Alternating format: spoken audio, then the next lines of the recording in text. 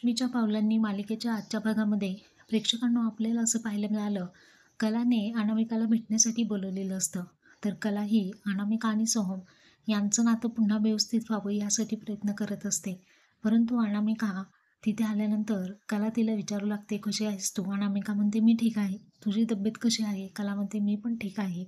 मला असं वाटतंय की तू पुन्हा आपल्या घरी यावंस." आता अनामिका डोळ्यातून घळा पाणी वाहू लागते, रडू लागते आणि म्हणते, "नाही गं, कलावहिनी, आता ते शक्य नाही आहे. मी ऑलरेडीच माझे डिवोर्स पेपर मी अद्वैत दादाकडे दिलेले आहेत." हे ऐकल्यानंतर कलाला आता खूप वाईट वाटतं. "काय डिवोर्स पेपर तू दिले आणि चांदेकरनी मला सांगितलं नाही?" तर अशी या दोघांमध्ये फूट आता अनामिकाने पाडलेली असते आणि अनामिका कलाला असं म्हणते, की "तुझी बहीण काजल आमच्या दोघांमध्ये आली आणि सोहमने बायकोचा दर्जा तर कधी मला दिलाच नाही. सारखं मारायचा अगं तो मला बेडरूममध्ये. त्या कटकटी, सतत भांडणं. त्यामुळे मी वैतागून सोहमला डिव्होर्स दिलाय." या दरम्यान कलाला दिसतं, की राहुल कोणासोबत तरी बोलतो आहे.